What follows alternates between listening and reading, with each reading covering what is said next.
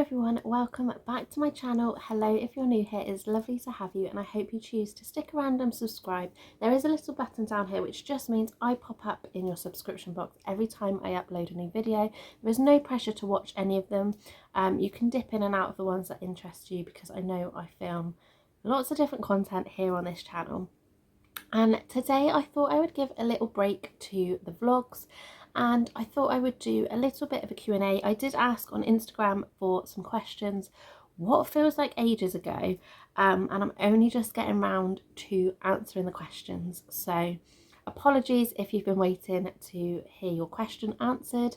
I have got the list of them all here, and as I say, they are all like parenting, mum life, things like that. I asked for like more specific topics this time. I'll probably do another Q&A, maybe like a Christmas one in a few weeks time during Vlogmas. So if you have any Christmassy festive questions, then leave them down below and I will try my best to answer them in that video. Anyway, on to the video. Grab your cup of tea and sit back and enjoy. So the first question is, are you sleep training? If so, which method? I wouldn't say we're sleep training. I think we're more classed as sleep deprived right now. Nellie is going for a sleep regression. So sleep is pretty much non-existent. She woke up at 3 o'clock this morning deciding that she wanted to get up. But when she got up, she didn't want to be up because she was tired. There's a whole thing. If you've been through it, then you'll know what I mean. If you're yet to go through it, brace yourself and rest while you can right now. As for a sleep training method, like I say, I don't think there's a real specific one we do. I do controversially do a little bit of the cry out method. If she's absolutely sobbing her heart out, then of course I'll go and get her. I am just going to move her actually so I can keep an eye on that white noise so she doesn't wake up. Yeah, if she's sobbing, but if she's just whinging or she's got this thing where she goes like that in her cot, or she'll like bash her dummy just to be like, I don't want to be here. But other than that, she's absolutely fine in her cot. Then I will just leave her, and 9 times out of 10 she will self-soothe and fall asleep again with the white noise. I don't quite know what's going to happen one day when the white noise goes and the dummy goes. That is definitely a bridge I'm not looking forward to crossing. But for now, we're just rolling with kind of like putting her down awake, hoping she'll fall asleep. And after 10 minutes, if she doesn't fall asleep, we get her back up for another like 20 minutes and then try again, because otherwise she'll just lie there, she'll get herself worked up. And then we find that she ends up being up for like a couple of hours because she's so worked up. So that's kind of what we're doing. Rather than sleep training as such, we concentrated on making sure she had a good routine. When we were at the flat, I feel like the routine was so much easier. You know, like she'd either have a tea or whatnot if it was, you know, when we started weaning her and stuff. She'd have a little bit of playtime. She would have like the TV on in the background with like a little bit of Miss Rachel. Then we'd take her down for the bath because like the bathroom was heading towards the bedroom, so it'd be like you'd go in the bathroom and then from there you'd go to bed. And I don't know if it's the move, I don't know if it's sleep regression or her age just in general, or I don't know, but that routine just did not work here. So we're slowly evolving a new routine where she'll have her tea, she'll play for a little bit, she'll then go up for her bath, she'll then come back down and play for a little bit, but during after bath process there's no TV on. And while she's down here she'll have a bottle, which I think unwinds her a little bit. I try and read her a book, or at least give her a book that she can look at. She quite likes those touchy feelings, and like that's not my touchy feely books, and that's not my tractor and car and things like that. So I let her look at those as well, just anything to let her wind down, and then we take her upstairs and put her to bed again while she's still awake. I try not to do any like rocking or anything. I'll give her a cuddle by all means, but other than when she was poorly recently, like we don't really rock her to sleep because that is kind of a habit that I can't sustain. My back would not take My back would not take it, and my patience isn't my patience isn't that good to stand there for like an hour trying to rock her to sleep. So yeah, that's kind of the route we've gone down. Bit of a long-winded way of saying it. But yeah, that is that. How do you feel about screen time? There's so many mixed opinions on the subject. I don't know what is best. I definitely think it is very much go with your gut and what you feel. We chose to do screen time just because there are things that I need to get done, especially when we were at the flat. I was on my own the majority of the day, and I think if I didn't do screen time, then I probably would have gone insane, to be fair. And not only that, it would be very difficult anyway, because I like to have the TV on in the background. I've either got, you know, like Netflix on, or I'm watching other people's YouTube videos, and things like that. So it would be a bit odd to then try and cram that into when she's asleep, if that makes sense. So we choose screen time, but we very much monitor it. So we started off with Dancing Fruits when she was little, because obviously that's more like baby sensory. And actually the music was all right. I'm not gonna lie, it was quite good music. Unfortunately, Nelly is since not interested in the slightest in Dancing Fruits, although I do sometimes put it on if she's playing on the floor with her toys. I do sometimes just put it on the background again for that nice music. Her main one is Miss Rachel, and I know people are probably screaming at the TV or the computer or phone, whatever you're watching on, but she is a Miss Rachel fan, and very much so. Bubblegum is her favourite song, which I think is the same for a lot of little ones. But yeah, and to be honest, it soothes her, and if that's what I need to happen, then so be it. And she's recently started to learn to wave, and I do think it is mainly down to Miss Rachel, and the songs and the things that she does on there, because I haven't really taught her to wave, I'm not gonna lie. And yeah, she's picked it up, so I can only presume it's from Miss Rachel. And yeah, she just smiles when I put it on, and it's super cute. I will admit I don't do a lot of the talking ones. I try and do the ones that are mainly just like a compilation of music. Her voice is very grainy when she talks, I'm not gonna lie, like that's just how she is, and that's not me digging her out in any way. But I think sometimes if you hear it on repeat so often, you just kind of don't want to listen to it, whereas at least the music is a little bit better, if that makes sense. But definitely go with your gut. Another one that Nelly really likes is Danny Go, which I can see her enjoying when she's a little bit older, because it's a lot of like getting up and moving about, and being off the sofa. You know, it is screen time, but it's all about being active. I suppose in a way it's a bit like during the pandemic with Joe Wicks, where he was getting kids active whilst they were at home. It's along the same kind of lines. Any tips for a baby suffering from colic? First of all, you have my sympathies, because it's horrendous, I'm not gonna lie. It's a period of my life which I'm kind of really sad that Nelly had, because I think it took away some of that enjoyment of having a newborn. Nelly had it from about 5-6 weeks, I think it was. I think, I can't remember it. That time scale just seems like such a blur now. But yeah, I know it was quite early on. Funny enough, the first day she got it, we were here. So yeah, we were staying down here, and it was the night before my nan's funeral. So yeah, she would have been about 4 or 5 weeks, something like that. And yeah, like you could see she was in pain and the screaming and stuff, and I didn't know what to do. I wasn't prepared. I had gripe water, but you can't use gripe water until I think it's 3 months old, but that is definitely a product that worked for us hugely, right up until like it kind of, she grew out of it. But again, sometimes even now we still use it.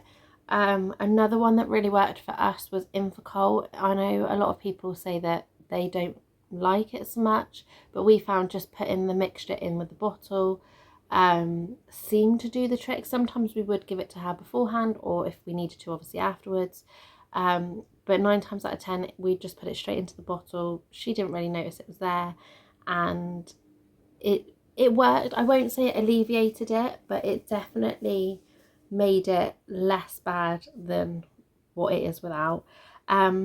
Another top tip I would say as well, actually, is to do a warm bath. That really helped Nelly. And again, the first time we were here, obviously we had nothing that we could use. We actually gave her a bath in my kitchen sink, or what is now my kitchen sink.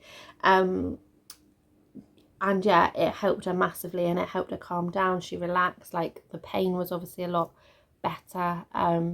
I don't really know the science behind how the baths work, but obviously it works as well if you have a water bath. Like, that helps ease the pain. So there's definitely some scientific proof somewhere that says it works. But yeah, they're kind of my top tips. And then for you as a parent, I would say if you've got that support network, then definitely lean into that, because you will need a break.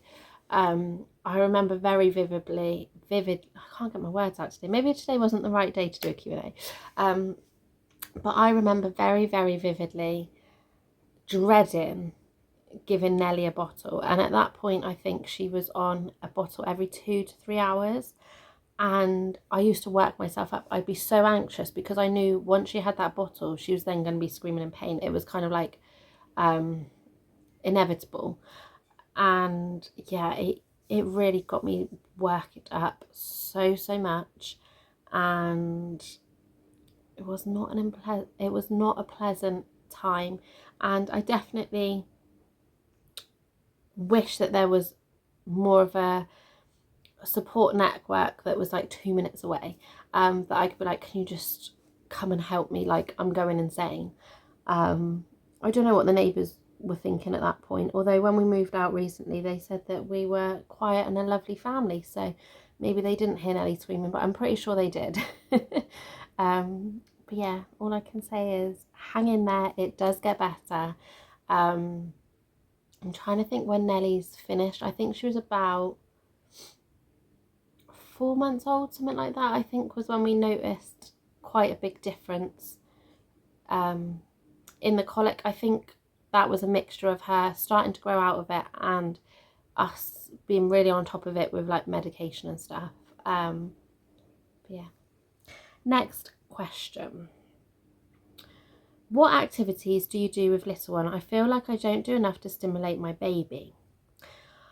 I go through phases of this, and I'm only just getting back into it really since we moved. When I was at the flat, you may remember if you've watched my videos, I used to set up like little stations. So there would be like, she'd have a bouncer ready for having her Milky Pops, and then there would be like I'm trying to think, like a section that would have like noisy toys all ready to go, and then the next section I would do would be like tummy time and like things like that. And then packing up to move, inevitably she ended up with a lot more screen time, going into obviously the previous questions. She did end up having a lot more screen time because I physically couldn't play with her. I needed to pack up our flat, and then obviously coming here, and then I physically couldn't necessarily play with her because I needed to unpack enough that we could actually live day to day. I finally feel like I'm in that space. We haven't unpacked half of the boxes, I'm not going to lie. We've just shoved them out of the way. Parent life for you. But I feel like I'm finally getting back into it. Like, I try and do certain activities. I mean, she's got a jumperoo, so like if I go by what's happened this morning, she's gone in her jumperoo for a little bit, then she sat in her bouncer and had her milk. I did put on Paw Patrol for her. She's liking Paw Patrol and Milo off of Milkshake in the morning, but that's the only like mainstream stuff she likes. And then I put out a select few random toys from the 2 toy boxes that are here. Not only that, because she's trying to get in this cupboard here, and not only that, she likes, her favourite trick at the minute is to pull these down on top of her. Well, obviously there's some like hard plastic toys in there, so I lay them flat, and inevitably when she gets bored of the toys that I've put out, she has a rummage through her toys and picks something out. So that's basically what she's done this morning. That was mainly so I could get like our stew in the slow cooker and a load of washing on, and then hang the washing up, put another wash load on, and then this afternoon I will probably do a little bit of baby sensory with her, and then before I know it, Ash will be home and it is his day to take over, so I can have a bit of free time. So yeah, then that's up to him kind of what he's doing. But yeah, I try and, like, to go back to the question, I try and group things together. So if she's in her jumpery for a bit, then obviously so be it. But like if there's if I want to do like a sensory section, for example, I've got, I don't know if it's to hand, I don't even know if I featured these on this channel or not, actually, in a haul. But I've got, you can see like where you're propped up pretty much. But yeah, I've got these like little mirrors. These are dino ones. It came in a 2-pack from Amazon, but there's loads of different various ones on there. These are actually classed as bath ones as well, and they are baby safe. They're like completely safe. So like I'll put one of those down, and I'll put one of the like sheer scarves nearby, and we've got like the maracas and the bells and things like that, which again I put nearby, and we just play with those. Say that's like one section, and then I might get a couple of her soft toys out and she gives them all kisses and cuddles and things like that, and then do things that are like, I don't know if I can reach it, like this one. This comes off, it is missing loads of bits, I bought it second hand, but this section comes off, so I lie that on the floor and have it with kind of like a annoying music type toy. I don't know quite how else. Oh, my white noise has gone off, hang on. I don't quite know how else you would describe it. But yeah, I just kind of like try to group toys together that she's got and do things like that. I know like the electronic ones, she can be left on her own for like a couple of minutes. Obviously I'm nearby, I'm not leaving her, but like if I want to sit and have my cup of tea, I'll put the like annoying sound ones on, because I know she'll just sit there and annoy me by pressing the buttons. Whereas like the baby sensory, like the bells and the maracas, I have to be a bit more hands-on because she eats the bells and things, which obviously isn't safe. But yeah, so that's the kind of activities that I do. We don't do tummy time anymore. She is beyond the age of needing to do tummy time in the sense of with me, because she's just always either on her tummy or she pushes herself up and sits up. So we don't have the roller anymore. I've packed the play gym away because she was too big for that. Like, she was massively longer than the actual gym. So yeah, we don't really do that. Sometimes we do bubbles, but again, not all the time, because for some reason, depending on her mood, she's frightened of the bubbles. Bit odd, I don't know. I tried doing like balloons with her, because originally I wanted to get like some helium and put the ribbons on like the arms and legs and do the balloon trick, or like not pin them, but like sellotape them to the wall so they can like hit them and stuff. But she's frightened of balloons, so at the minute I can't do that either. You would have seen, if you watched my previous vlog, I think it was, that we did a little bit of painting. There are lots of ideas out there to do kind of painting things. You can get like Ziploc bags and do like mess-free painting, things like that. I've also bought some Cheerios, or like fake Cheerios, because I know that you can crush them up to make edible sand, so I've got that to do as well. So there's lots of things that you can do with them, but I think there's such a pressure on parents that you've got to be doing something all the time, and that's not the case. Like, even if you're, you know, cuddling your baby and talking to them, like that is enough.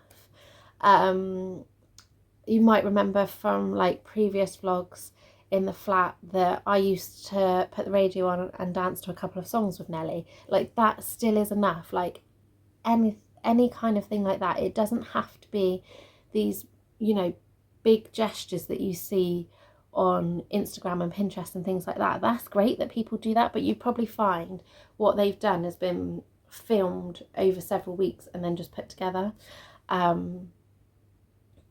Because yeah, you know, and you might not believe me when I say that, but I've been known before now to film a vlog over 2 days that have got like a week apart, and have just put the same clothes back on like after I've washed them to continue the vlog. Like I'll hold my hands up and say I've done that too, and you know, maybe that's not the way to go, but that's the reality, unfortunately, of social media. So you probably are doing enough. Just take it back to basics. Babies just want comfort, they just want attention, and they just want love, you know? So as long as you're aiming for those 3 things, even like a walk around the block, something as simple as that, you know, getting some fresh air, then being nosy and having a look around and things, like it all adds up to be more than enough. What next? What was the most surprising thing about becoming a parent? I don't know if I could like narrow it down to one, to be honest. I probably should have thought about this question before I filmed. I'd probably say one of the most surprising things for me was how early they have their own little personalities. I don't know, I think in my head I didn't think they'd really have a personality until they were like the age Nelly is now. But right from the offing, like Nelly had such a little personality. You knew if she wanted to do something or not. She could be very grumpy in the mornings when she wanted to be. Don't know where she gets that from. Yeah, so I think that probably surprised me. And I think the other thing that surprised me is how long everything takes. So like when I was pregnant, obviously living in the flat, and even before then, you know, I'd write a to-do list and I could bash it out within an hour. I write the to-do list, I still have exactly the same items to do, but it takes me 3 days. And I don't quite understand why, and I've spoken about this in my previous vlog, but I just don't understand. Like, I'm not making a dent in anything. I feel like I'm just constantly just picking up the day-to-day mess, and like the day-to-day cleaning. Like none of this house has been cleaned for, let me say, ages. Because I haven't cleaned it, because I don't get a chance to. But at the same time, I don't know why I don't get a chance to. There just doesn't seem to be enough hours in the day, and like everything that I'm doing just takes time. Even like changing a nappy, you think, oh, I'll just whip a nappy off and put another one on. That's like a 10-minute job. Don't ask me how, apart from the fact I've got a wriggly worm, but it's a 10-minute job. Everything takes so long. But yeah, I think that really, really surprised me. I just thought like a baby would slot in easily. I could still get everything done. Like, no, just no. Next question. What made you choose Nelly's name? I've always loved the name Nelly. Like, I've always loved it. It's been top of my list for absolute years. And going down a little bit of like an aviation thing, if you like, my granddad's, or one of my granddad's favourite planes, or one of the ones that like he photographed a lot and things, was a Thunderbolt. This is a World War II plane. A Thunderbolt called No Guts, No Glory. Now, obviously, I'm not going to call a child that. However, that went off to America, and then a few years ago, it came back. Somebody over here bought it, and they renamed it to be Nelly B. The name's always been like floating around because Nelly B's been flying at shows we've been to and things. And I don't know, it just worked. The fact that it was Nelly B, like, it's a beautiful plane. Like, I know mainstream people aren't going to think a plane is ever beautiful, but even like the paint scheme on it and stuff, you know, it's a nice paint scheme. But I think the fact that Nelly's surname begins with a B, so she generally is Nelly B, I think really swayed me as well. Her middle name is Rose, and we chose it because Rose was my nan's middle name. And I always knew I wanted to pay homage to it. I love the name Rose, but I'd never choose it as like a first name. I always knew it was going to be a middle name. And quite a few people in my family have my nan's middle name Rose in their kids' names. And I think that just goes to show how much she was thought of. But yeah, so like I always knew that she was going to have it, and it just fitted and it was perfect. And actually Ash had a different name in mind, and I remember it so clearly. We were sat at Blue Anchor Beach with Trix and we were talking about names and whatnot, and Ash said what his top name was. I must have only been about like 8-9 weeks pregnant. It wasn't very far along. But Ash said his favourite name, and I said, yeah, that's, you know, that's quite a nice name, etc. And then I said what my name would be, and he was like, do you know what, that's going to be her name if it's a girl, because obviously we didn't know at that point. But yeah, he was like, that's the name we're going with. So like it was kind of decided when I was like 8 weeks pregnant. Yeah, and it just always stuck. I always knew. However, if I was to get pregnant again, I generally, other than like the name that was on the top of Ash's list, I generally have no names. I was so set on that one name that, yeah, nothing else like will do now, you know? So yeah, that is how Nelly got her name. Next question, because I'm aware that I am very much rambling and I've only answered a few questions.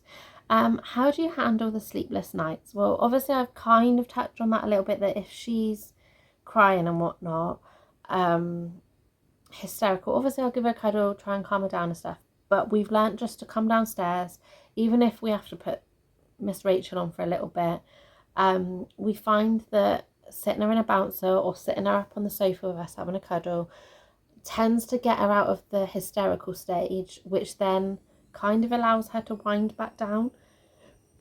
In terms of me and Ash, we kind of just wing it. It depends who's getting up with her. Ash has done predominantly more recently, just because I had a lot of things going on in the day that I then need to be alert for. And I think as well, he's very conscious of the fact that if I'm up all night, I'm also with her all day, and I'm just not going to get that break.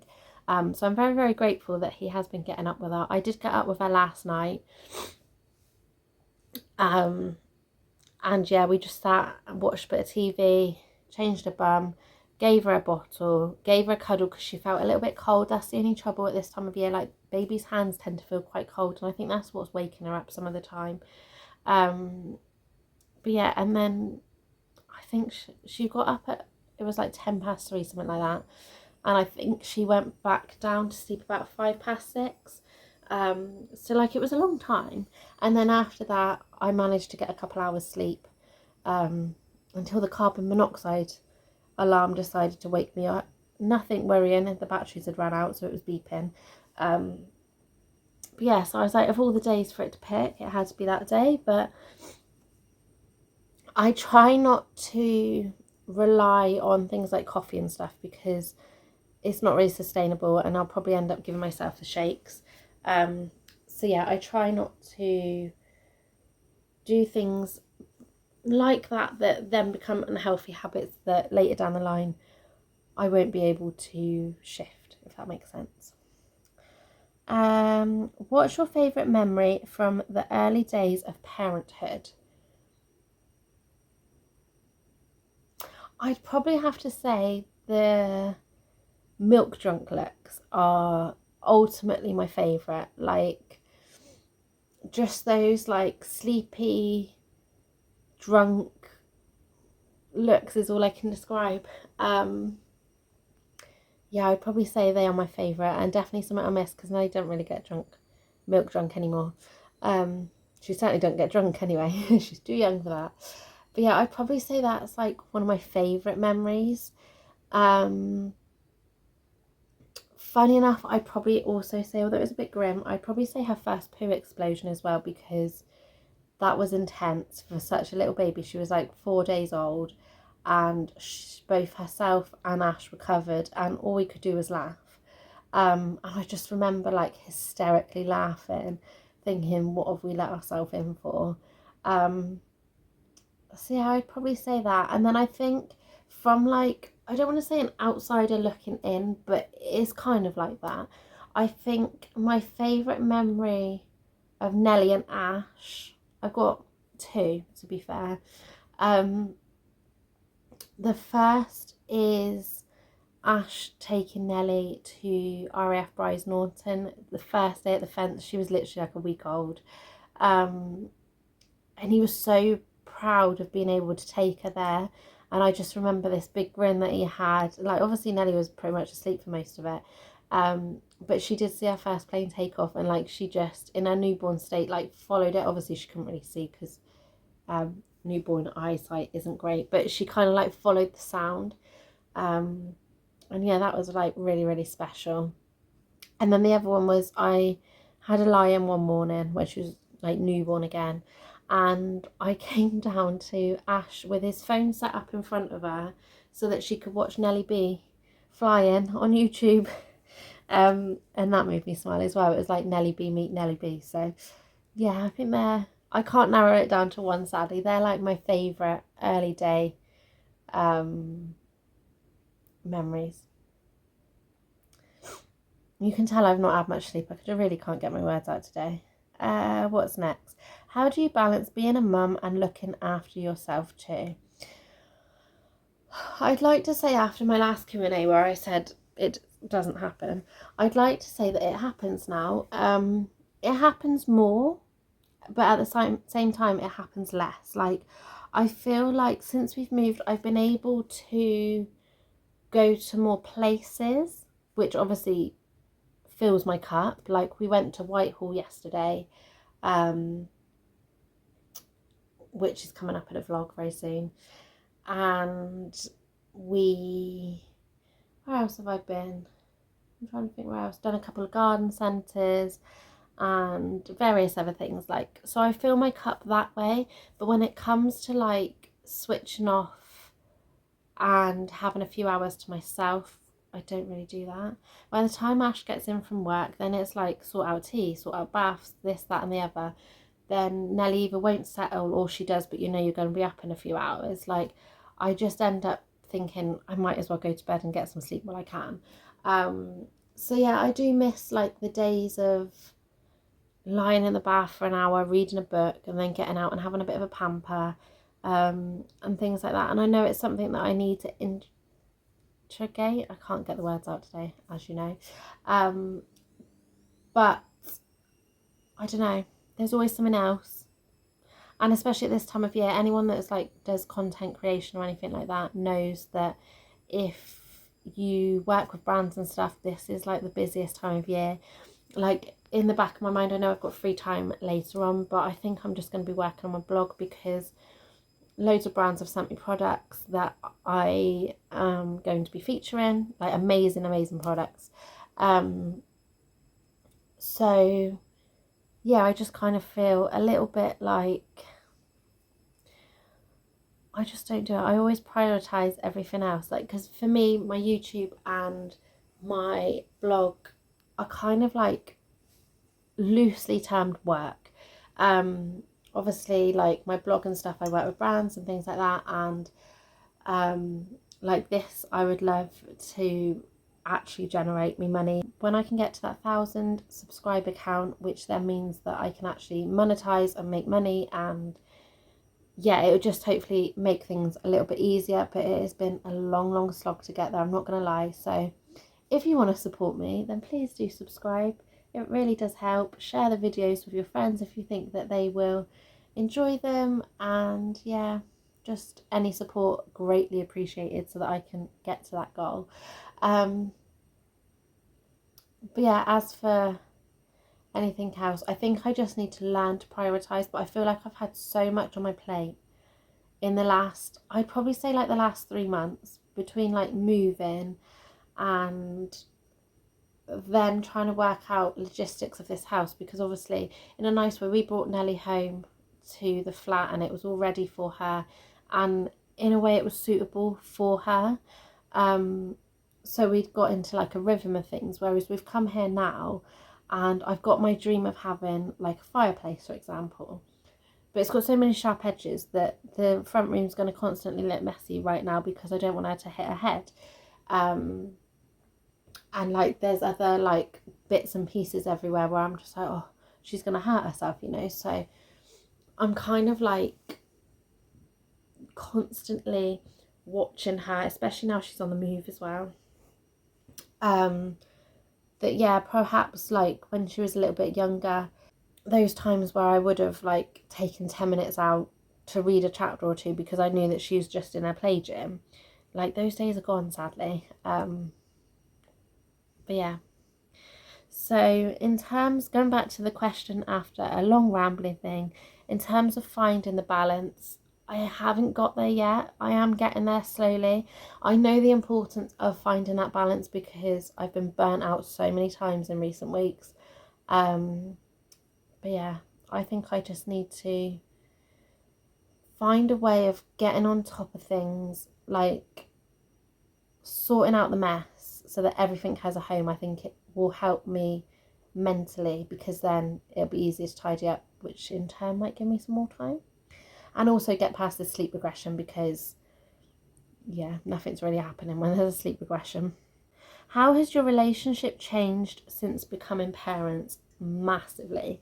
And I really do believe if me and Ash weren't as solid as what we were, and still are, I don't think we would have lasted, and I think life would have looked very, very different. I certainly look back at like previous partners and think, oh my god, like I could never have done this journey with them. Yeah, I'd say it's definitely changed in terms of the affection and the time you get to spend together as a couple, just a couple. Like for us right now is non-existent. I know we could probably do with like going out for a meal, like just us two, and things like that. We did go to Busted back in the summer. That was pretty much the only time we've been out since Nellie's been born, like on our own. And that was really, really good just to like get out and about. But on the flip side of the coin, at the minute money's tight, so we're stressing over that slightly. There's lots of things that need to be done in the house, things that we need to buy, like I need to baby proof like the stairs and stuff. So there's kind of like it's on the back burner in that sense. But I think just working at it the best you can, like we try and do like quizzes or watch a film together, or we're currently binge watching The Crown. I've watched it before, Ash has never watched it, so we're currently binge watching that. Yeah, just like spending time together. And it sounds stupid, but when we have tea we watch EastEnders, and we've kind of made this pact that when EastEnders or The Crown is on, we're not on our phones, we're kind of in the moment watching it, and then if we want to discuss it we can. It's not like you go to say something and somebody's like glued to their phone, because I can't stand that. I find it so rude. So yeah, we've kind of got this pact that we watch something together, and I think that helps. It's not obviously the best, but I think making those small steps kind of helps. But yeah, it's definitely been testing. There's been testing times. The move was very, very testing for us. Very, very testing. But I feel like we're coming out the other side, and who knows, maybe we'll have some spare money to go for a meal or something away from the house and away from Nellie at some point. But yeah, what's next? What baby products would you recommend that you can't live without? I definitely say a bouncer of some kind. Obviously we've now got the Ingenuity 3-in-1, I think it is. But before that we had the Bambino, and both were really, really good. I definitely recommend something like that, because say you want to go to the toilet, for example, you're only going to be a few minutes, but you can guarantee something will happen if you leave them on the floor. So being able to just put them in the bouncer, secure them in, know that they're safe so you can like go to the toilet. Yeah, without that I think I probably would have been in pain because I probably would have just sat there all day. What else? The cold water sterilizer, that when I moved to that from like the self-sterilizing man bottles, that was a game changer. Made things so easy as well when we were in the caravan, like just so easy to get things done and so much less time consuming as well. The Moses basket was really helpful for when Nellie was little. I know a lot of people say their babies don't like the Moses basket. Nellie loved it, and that was like her main, you know, source of sleeping. We just took it upstairs or downstairs depending on where we were, like if we were here kind of thing. And like in the flat, obviously it was all one level, so we just used to take it from the front room to the bedroom and back. I'm trying to think what else. That was an absolute game changer.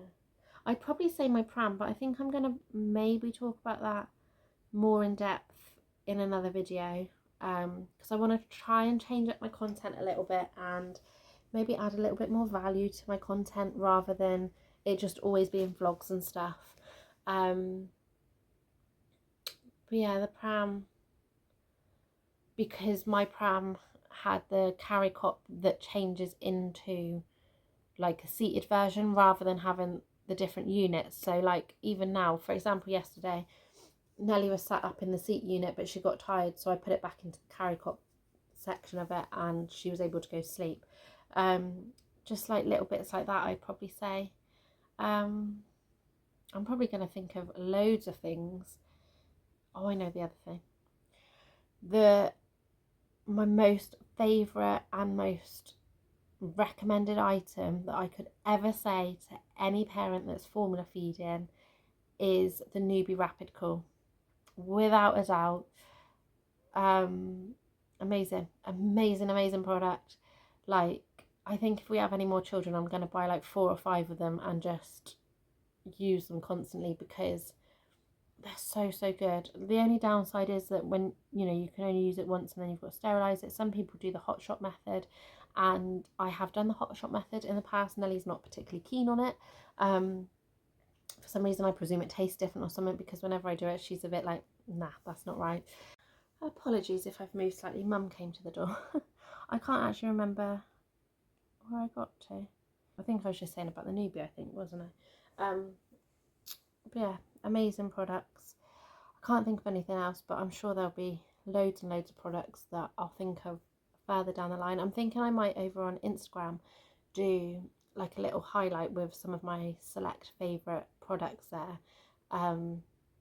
So yeah, if you want any more recommendations, then head over and give me a follow over there, because yeah, I'm just gonna add some bits and bobs over there as and when I think of them. Next question. How do I manage different parenting styles between parents? Me and my husband have very different ideas. I'm probably not the best person to speak to on this because me and Ash are very much a united front. We're very similar. We were brought up very similar. So like I think our parenting styles are aligned.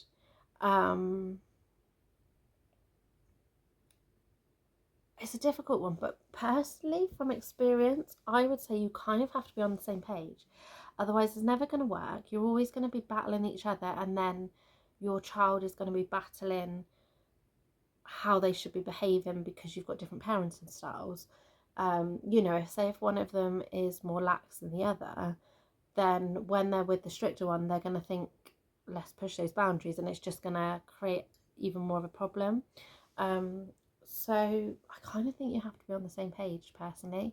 Just my opinion, but yeah, sorry. What advice would you give to new mums? I have actually, like when I wrote this one down, I wrote some notes underneath this one because I knew I'd get to this point and forget. But I've put, trust your gut, accept help when it's the right kind. Establish a rough routine quickly. Prioritise you two. Funny considering I don't. Communicate. Don't compare with others, and most importantly, document all the little things. So like running through those, trust your gut is obviously very self-explanatory. Your gut is very often not wrong. Like if you don't trust your gut, then you know there's something wrong in a way. Your gut will always tell you kind of if something's up or if something's not quite right, or so definitely trust your gut. Accept help when it's the right kind. Now for me, this is like accept the help of, how do I put it, say you've just had a baby, and you've got all these different people saying, oh, I'll come around and help, blah blah blah. Whilst people having the baby is nice, the help that you actually need is, I feel like I've moved over slightly. The help you actually need is somebody to be like, I'll come round and, I don't know, run the hoover round, or I've cooked you like something you've just got to put in the oven, or like I'll come around and help you with your laundry, like those kind of things. That's the help you kind of need. Don't get me wrong, if you want other kinds of help, you'll get a lot of offers, I'll come around and hold the baby so you can get stuff done. But that's not kind of how it works, especially when you're a new mum. You want to rest, you want to bond with your baby. Like, that's where I come from. It might be controversial, I don't know, but that's what I mean by accepting the right help, because the people that have been in that situation will know that it's not the baby cuddles that are going to help. It's the allowing you to rest, allowing you to concentrate on this tiny human being that you're just getting to know and just starting to bond with. And not like, you don't want to palm your baby off to other people. You want to cuddle your baby 9 times out of 10. So yeah, definitely accepting the right kind of help. And I don't think that is talked about enough. Establish a ref routine quickly. Now this, again, some people are going to be shouting at the screen being like, no, not at all. But I don't mean your baby needs to be like awake at this time, have a bottle at this time, sleep at this time. Like, that's not what I mean at all. By ref routine, I just simply mean have a routine where every morning you have steps that you do the same. So when Nelly was newborn, my steps would be, obviously I'd wake up, I'd give her a cuddle in bed, because that was like one-on-one time before like the day got busy or anything like that. I just like bring her into bed for only a couple minutes, but it would be enough to have a little cuddle. She'd have a little look around at her surroundings, and I think that helped her get used to the environment she was sleeping in as well. And then like next steps in the routine would be, I would wash and change Nelly, like wash her face, change her bum, get her dressed for the day. And then I do the same for me. So like I would do a little bit of skincare, I would brush my hair, I would get dressed, I'd put deodorant on. Like simple basic things in this rough routine. You get me? And then I would take Nelly down towards the other end of the flat.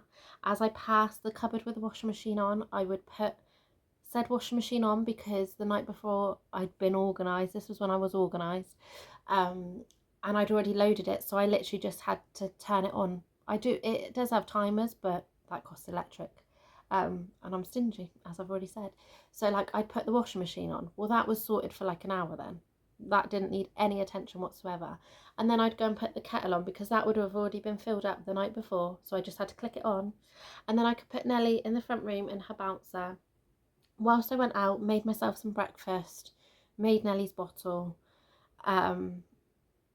It's just like simple things like that is what I mean by a rough routine. The same as like if you have tea in the evening, before you get cozy and watch something on TV, do the dishes, because otherwise you've watched something on TV, you're ready to go to bed, you've remembered that there's dishes or bottles, because in those early days there's always bottles if you're bottle feeding.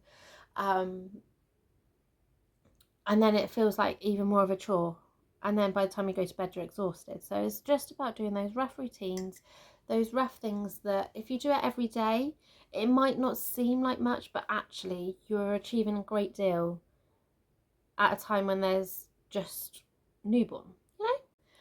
We have been joined, as always in my Q&As, by a little sleepy monster waking up. You're going to give everyone a smile? Who's that? Is that Nelly? Is that you? Where's your smile? Where's your smile?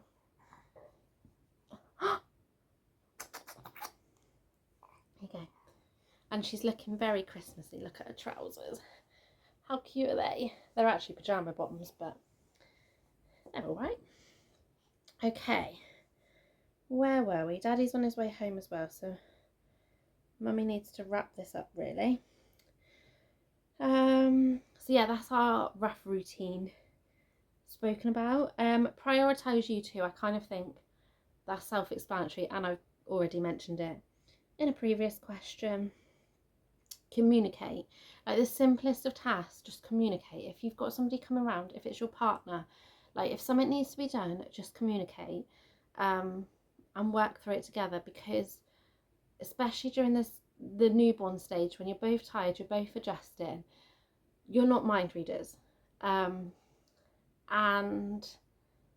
yeah, without communication, even if it's writing something down on a list, you know, like having a his and hers list and just jotting equal amounts down, things that need doing. Would you mind doing this because I'm doing this, you know?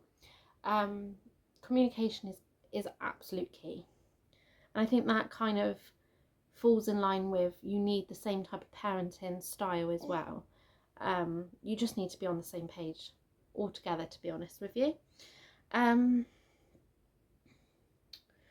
compare with others. I think that is very much a subject that is talked about a lot on social media. I am very guilty of it, and I've been doing it recently because Nelly can army crawl, but she can't properly crawl yet. She doesn't walk or stand up, whereas a lot of the people that have got babies that are a similar age that I follow on social media, theirs already are like pulling themselves up or taking their first steps and things like that, and it makes you worry. But at the same time, Nelly will do it when she's ready. I know that deep down, but I think it's just I get myself in a little bit of a funk and work myself up, and then it achieves nothing.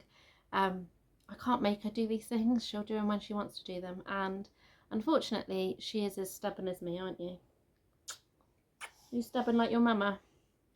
So yeah, definitely don't compare to others. And I think that's the trouble. Social media is everywhere. That there's so many opinions and content out there that makes you compare so easily to others. It definitely affects your mental health, especially in those first few months. And even like I'd say, are you showing everyone your wave? Go wave, wave. No, you'll do it in a minute and poke my eye out probably. Yeah, like I'd even say like within the first year, and maybe afterwards, I don't know. I haven't got to that point yet, but it's so easy to do. You wave in, go wave, wave, wave, wave, wave, wave, wave, wave, wave. What's his hand doing? It's waving. Oh. Yes, you're trying to get my hair at the same time. And most importantly, document all the little things. Without a doubt, those little things soon change. Those little things soon grow. Just take your photos, keep your mementos. Like, if there's things you want to do with your newborn, do them, because that time goes so quickly. And there's so much I wish I'd done with you, isn't there? Isn't there? Next question. How do you stay organised and manage your time? Again, I've touched on this. At the minute, I'm not. When we were at the flat, I was getting back into time blocking, which is something that I did years and years ago when I was running 2 blogs and 2 YouTube channels. And I felt like life was really busy back then, but actually my life really wasn't very busy back then. But you try and put my slippers on. Time blocking for me, I think, is the way that I will be managing my time going forwards. So like setting a timer to do a task, whether it's like the downstairs needs tidying up, well, if I set a half an hour timer, I have to do it in that, and then when that timer goes off, that's it, like task done for the day. Like little bits like that, because otherwise I feel like you get down a rabbit hole and you end up doing all these things that you probably shouldn't be doing, because there's more important things and there's things that you want to achieve, but then you get sidetracked. You know, we're all guilty of that. Do you want to sit down next to me, dear? There you go. Have your mirror. Your mirror. There you go. You hold that one. Say hi, pretty girl. Yeah, so I'd probably say that is the way to go. Lists will always help, especially if you've got baby brain. Yeah, they're always a good thing. Yeah, I think that's probably my main bits of advice when it comes to that. Just write everything down and then hopefully you can't forget. I'd also say maybe as well doing things on certain days. So similar to like having, no, you're not having my tripod. All my rubbish, you're showing the fact that I've had a chocolate bar.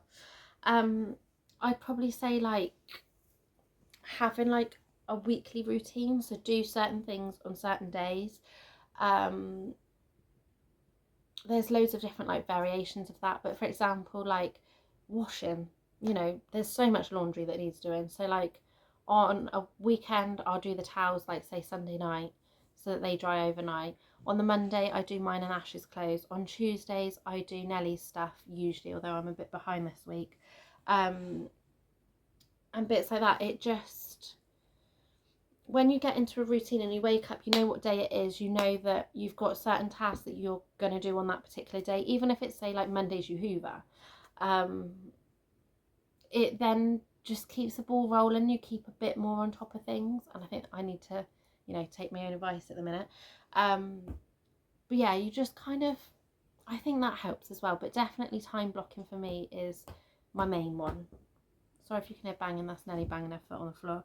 And last question before my household gets busy again is, what does a typical day look like to you? Well, obviously, because the little munchkin down there, my day is starting at like 3-4 o'clock in the morning. But I've already covered that bit. So like when it cuts to like normal wake up time, me and Nelly no longer come downstairs with our you can get off my cup, you're not having my cup of tea, with our pajamas on. We get dressed upstairs before we even come down, because I feel like that's like step one, you know, if you're dressed you're feeling a little bit better. And then I come down and make her milk. Whilst I'm making her milk, I've then got in the kitchen cupboard, weirdest place to have it, but I've got like my micellar water, my deodorant, some mascara, some moisturiser and a hairbrush in there. So I do those things whilst I'm waiting for the kettle to boil and Nellie's milk to cool down. Normally Nellie's watching Milkshake channel at the same time as that, just so I know that she's safely penned in, whilst I'm obviously occupied, and I'll, you know, do basic things like brush teeth and go toilet as well. And then it's like playtime after that for a little bit. Then Nellie has her porridge, so then she plays for a little bit after that, and then she goes down to a nap, which usually lasts about 2 hours, which brings us to the time that I'm filming this. What are you eating off my carpet? No, I don't know what that is, but no, that's a leaf. You can't keep eating leaves. You're not a tree. Yeah, that brings us to like the time it is now. Shortly she'll be having a bottle. Then I'll be doing like my lunch. Then she'll be having her lunch. It's just like constantly like food, drink, sleep basically. We might then go out for a little walk for a bit, do some baby sensory, like something a bit more interactive. And then yeah, before I know it, it's like getting tea ready, and after tea it's like the bedtime that I spoke about earlier, and before I know it the day is done. And that's what I mean, I just don't seemingly have enough time to do anything. And Nellie's neat. How do you keep finding all these leaves? Get right, get that leaf out. Oh gosh, this is probably the most rambly like vlog going. I'll probably be editing this and wishing that I'd never put it up. I had all these questions. I thought it was gonna be nice and structured. Stop eating leaves. You can't eat leaves. Yeah, and obviously it hasn't been. But yeah, so I'd probably say that's like a typical day. And then obviously, like, I've got a day when I do the food shop, and I've got a day when, you know, we go out and do something with mum, or I might pop into town or something along those lines. And then obviously it's slightly different, but in the main it's literally like get up, eat, play, sleep, get up, yeah, play, eat, sleep. Yeah, you've still got a bit of leaf. Essentially, my life currently revolves around this one's nap times, food times, when it needs its bum doing. You're going to give everyone a smile yet? You're going to go...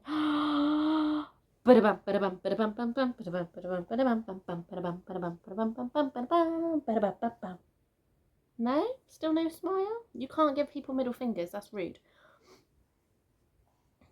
Who's this? Who's that? You're gonna get a smile? Yeah, I thought we would. But yeah, that brings me to the end of the questions. I'm sorry it was so rambly. I'm sorry that it's a little bit messy here and there. But I hope it answered some of your questions. I hope maybe some of the advice I've given you take on board, you find useful. Yeah, thank you so much for watching. Please remember to like and subscribe. If there's any content, especially parenting, mum life content, you would like to see on this channel, I need to go back to bed, then please let me know down below. And yes, that was my daughter just deciding to fling herself off of my lap. But yeah, I will see you all again very soon. Don't forget, Vlogmas is coming up really soon. I can't believe how quickly this month is already flying by. So make sure you're subscribed if you want to see all of the festive things that we get up to, and there is a lot planned, let me tell you, especially with it being Nellie's first Christmas. But anyway, I will see you all again soon. Bye bye.